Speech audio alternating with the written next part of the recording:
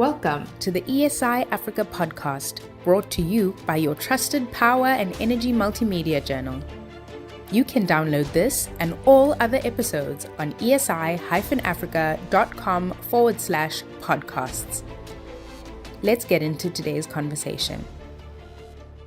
The South African Nuclear Energy Corporation, Necsa, has recorded progress in the past 4 financial years with the successful implementation of the turnaround strategy that was approved by the board in 2021. I'm Nicolette Pomba van Zyl, and joining me to discuss this and other nuclear-related questions is Loyiso Chabashe, the Group CEO of Necsa. He is a professional engineer with over 20 years technical and leadership experience in the nuclear industry and was appointed to his current role in January 2021. Loyiso, welcome to the ESI Africa podcast studio. Thank you very much, Nicolette. It's certainly a pleasure to be here. Let's get straight into the conversation. So, as I said, Necsa reported a net profit after tax of 125.2 million rand for the current financial year, 2024 to 2025. So how does this compare with previous financial years, and what were the main drivers behind this year's net profit? Thank you very much. Indeed, Necsa has recorded a profit of 125 million rands. This comes from a base of last year, of the previous year, of 108 million rands. So we're seeing a positive trajectory in this figure posted. This is certainly based on the groundwork that has been done by the Necsa Group of employees in terms of turning this organization around, as you have said, in line with the strategy that has been developed since 2021 and is in its final year of implementation this year. So the group achieved 93% of the shareholder compact targets. And which financial or operational targets were the most challenging in order to meet this? And I do have to ask, this turnaround strategy, that came around at the same time that you then joined the organization. So you had a lot of input into that strategy. So let's talk about how that was then achieved and what were the challenges around that. Thank you, and quite correct in that we sat in a position whereby we had a board appointed in 2020 and I was appointed in 21, and we started working on this strategy, which I was set on course by the board to say, let's return Necsa to its profitable level and also improve its reputational stature. And work on that strategy. It was approved by the board, and I fully own it as an implementer, because as approved by the board, then I become the hands and the legs for implementing it. It has been a really interesting journey, I must say that, because we come from a low base of achievement in the prior years before the strategy of about 50% of achieving the shareholder promises that we have made, to now that we have achieved 93% for 2 years in a row, which shows about the method of delivery that has been cemented by the entire group and the understanding of what it is that we must do to ensure that what we promise is what we deliver. It's not been necessarily an easy journey. There have been quite other challenges that we've faced, and I believe that the two most challenging aspects in delivering this strategy has been the geopolitical environment that changed post-2020. Because there were various challenges, be it transport, be it fuel supply, be it many other things. We had to navigate the storms of the international geopolitical framework. The other one that has been much more at an operational level that has been a challenge and continues to be a challenge is the Pelchem performance. The Pelchem part of our business, which is the chemicals part based on fluorochems, is an area that has really struggled up to this point to become profitable. However, we've seen improvements in its losses from losses of about 60 million the other year to 42 million. In the year under review, we're talking about 29 million. So it's a positive trajectory, but it is not yet head above the water. I'm so glad that you mentioned the challenges post 2020, because that has been for any industry a move to make. How do you now progress beyond that? So Yes. adding to the really good numbers that we are seeing here, Necsa also achieved a clean audit. What systems or governance reforms were key to reaching the milestone? Yeah, so the clean audit is one of the items that we say is one of the major successes of the strategy that we are finalizing implementation thereof.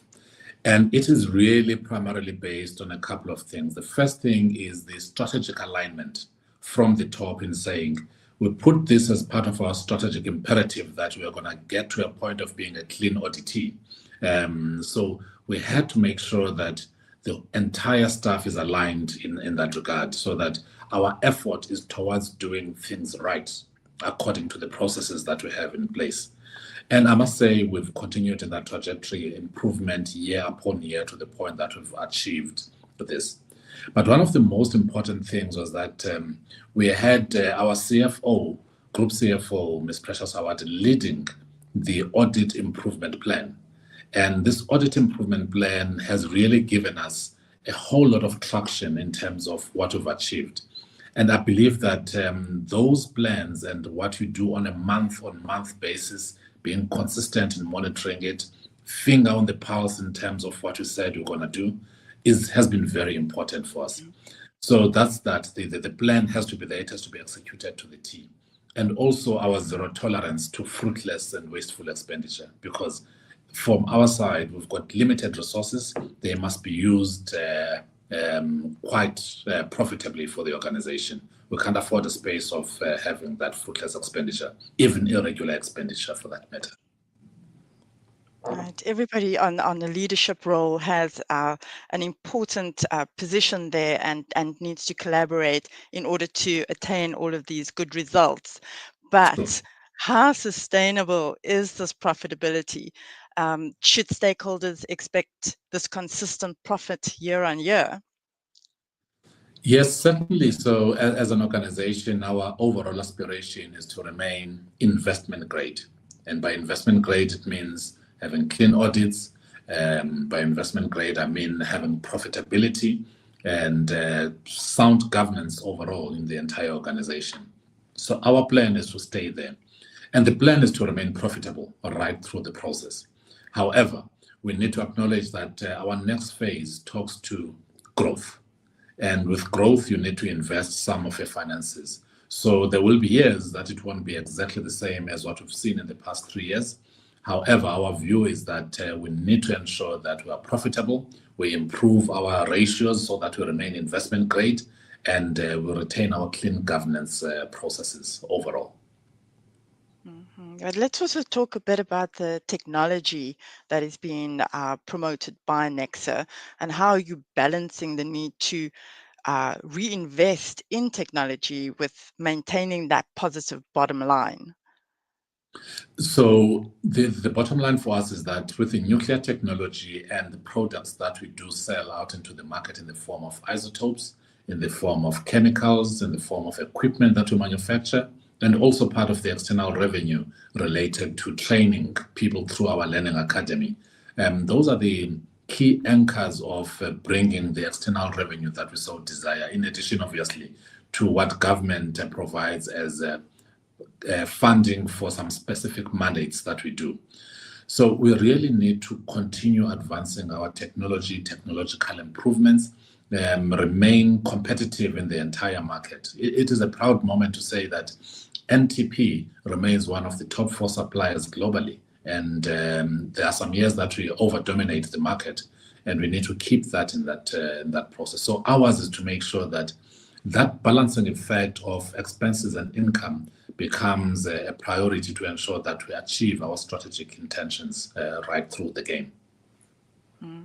The mention of NTP, the radioisotopes delivered 118.3 million in profit, while Palchek posted a loss of 29.7 million.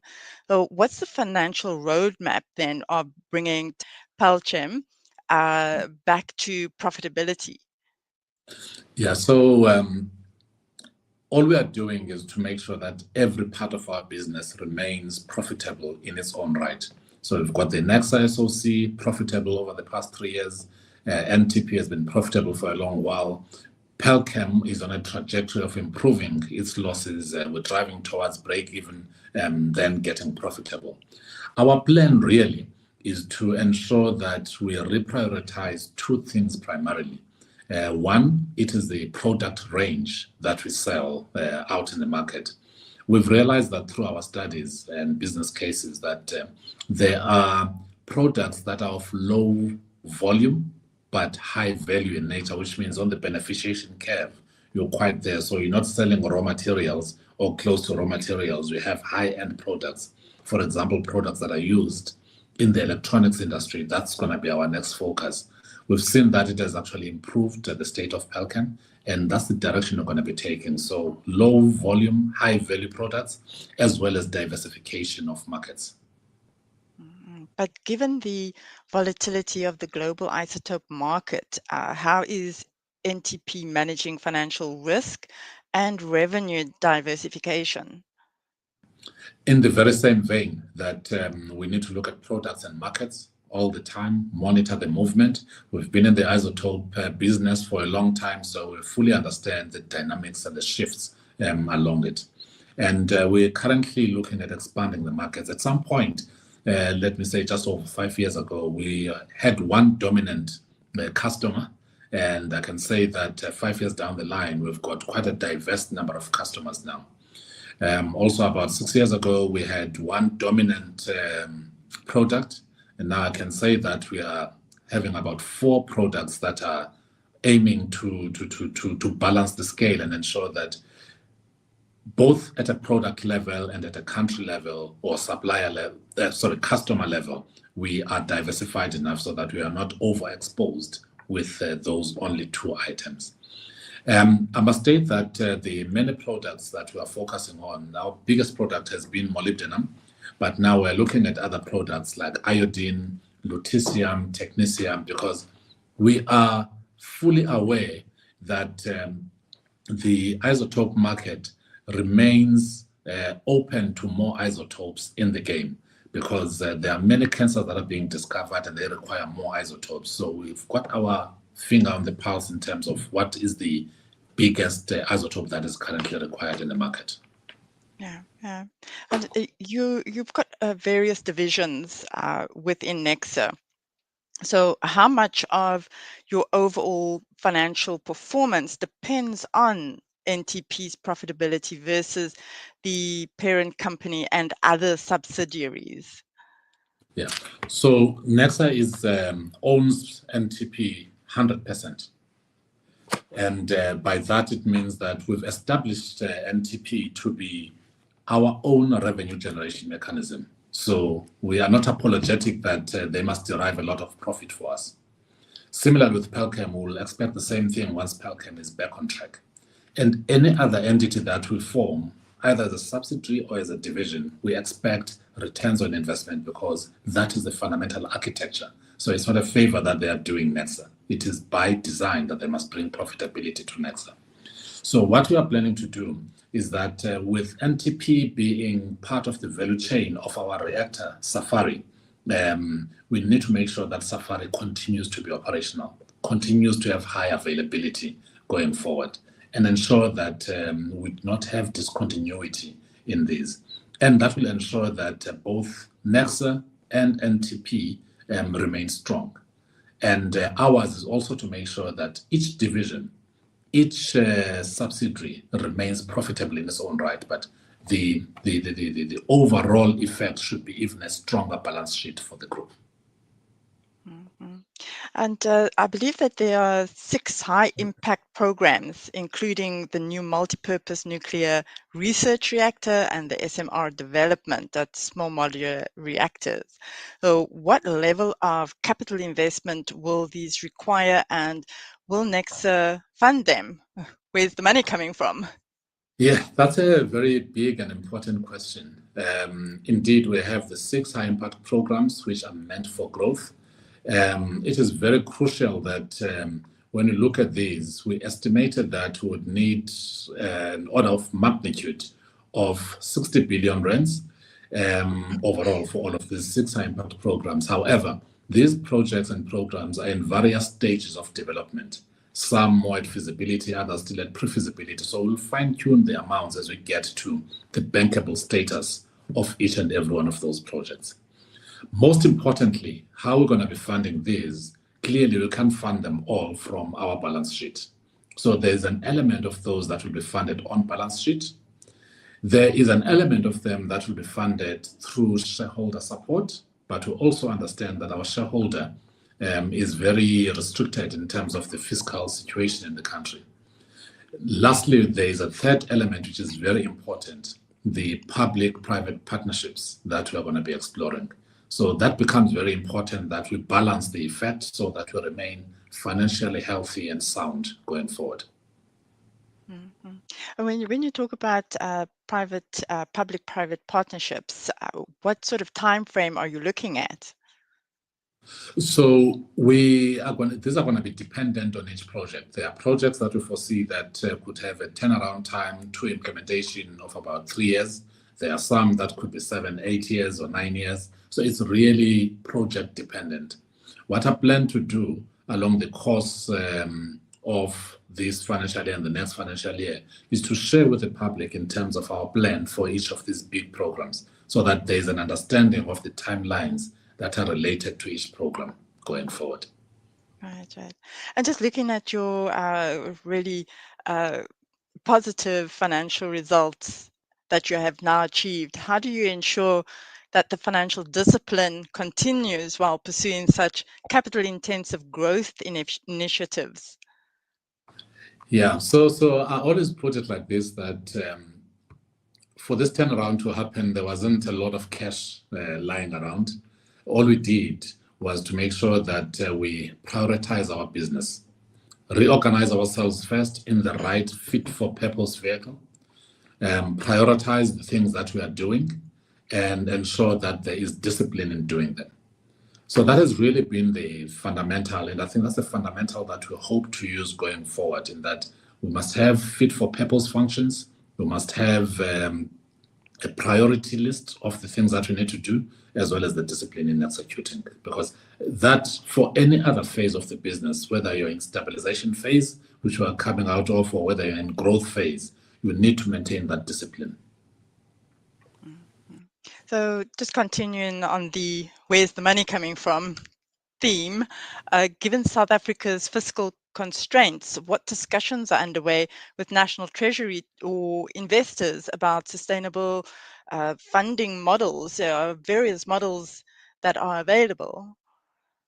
Yes, so I must state that we have discussions with our shareholder, the shareholder ministry in the form of Department of Electricity and Energy, as well as National Treasury at various levels. It becomes important that once our prioritization list is clearly finalized, it is something that will continue to engage our shareholders so that they can see the role that they can play, what they need to play in our prioritized list, as well as what we are committing that we'll be getting from the outside markets in the form of partnerships with the commercial partners out there. So the discussions are going, and I must say that we've got strong support from the shareholder organization in the sense of where Necsa is and when Necsa is going. That's the support that we are really enjoying, and then we just need to deliver on what the shareholder expects of us. Right. And you've also linked Nexa's growth to South Africa's broader socioeconomic objectives. Can you quantify the expected economic impact, for instance, around job creation, export earnings, or And this is the important one, local manufacturing capacity. Yeah. So effectively, I look at the nuclear industry, I was presenting not so long ago, indicating that currently the broader nuclear industry in South Africa is in the order of about just below 5,000 people that it employs directly.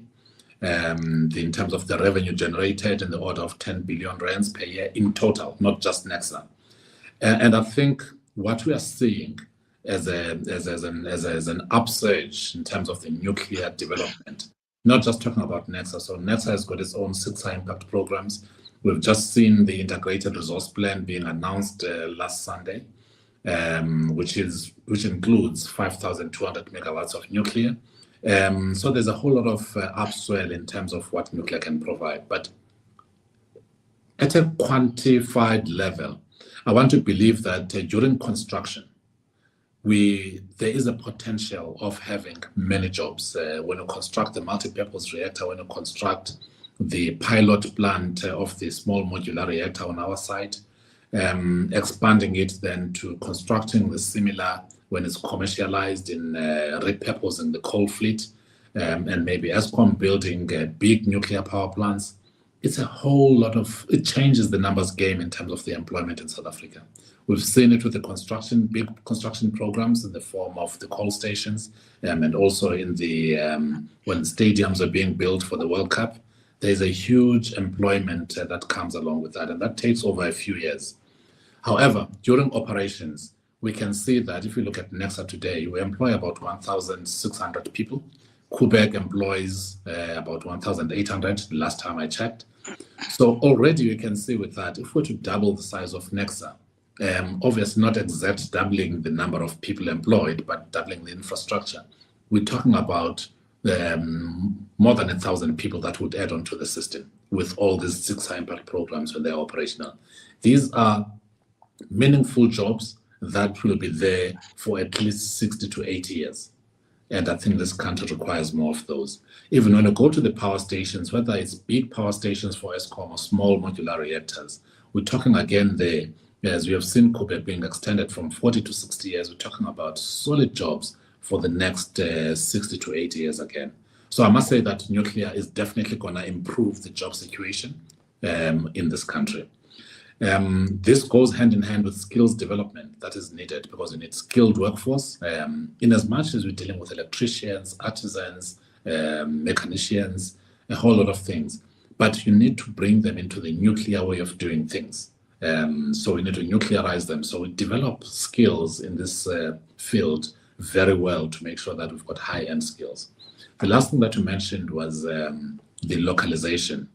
Clearly, localization as part of our laws in this country, it's something we're going to be looking at when we deploy some of these 6 programs. There is a role for us to have local content in all of these, and I believe that this country is more than able to support that localization effort. So we've got a mature industry, and all we just need, once we commit on these big and long-term projects, we should be able to see other investment flowing into the country to ensure that we've got local plants that can manufacture raw materials. Mm-hmm. Well, I have a last question for you, and I've noticed that at the G20 there's been a lot of talk about nuclear and the nuclear industry. So how does Necsa plan to position itself financially in the global nuclear supply chain? Yes, so we have an ambitious goal in this regard, in that when we talk about having a pilot plant, for example, on the electricity side, pilot plant at Necsa, the plan is to make that pilot plant operational and commercial. Overall goal is to be able to sell it within this country and beyond. So our ambition is to be a supplier of small modular reactors. And this is also embedded in the Nuclear Energy Act, that we can partner with potential suppliers and ensure that we become that preferred supplier of small modular reactors going forward. Be it small modular reactors for electricity, or small modular reactors for process heat, or even isotopes for that matter. So we want to be firmly in that game and becoming that supplier of choice. The other areas is on the multi-purpose reactor, where we will produce isotopes. We want to continue to be in that sphere, and also making sure that isotopes can be supplied profitably and used in much larger quantities in the African continent. Because right now, because of infrastructure requirements, we're finding ourselves supplying mostly to the Americas, Europe, and Asia, mostly. We need to grow that industry within the African continent and the country at large. Right. I think a lot of people don't realize that nuclear is used in the medical field, and we have been one of the countries that have really progressed in that market. So thank you so much for sharing all of your information with me and answering all of my questions. Most welcome, and I look forward to future interactions, because I think it's important that we continue to share what nuclear is all about, as you've just said. Spread the word about its positive and important benefits for society. Thank you. Mm-hmm. And that brings us to the end of today's conversation with the Necsa Group CEO, Loyiso Shabashe. Thank you so much for your time with us today. And thank you to our listeners and viewers. If you found today's episode valuable, please share it with your colleagues and join us again next time as we explore more of the innovations shaping the power, energy, and water sectors. Until then, I'm Nicolette Pomba van Zyl, and this was ESI Africa Insights. You have been listening to an ESI Africa podcast. For the latest news, reports, and interviews on power, energy, and related industries, visit the ESI Africa website on esi-africa.com or follow us on social media. Until next time, thank you for tuning in.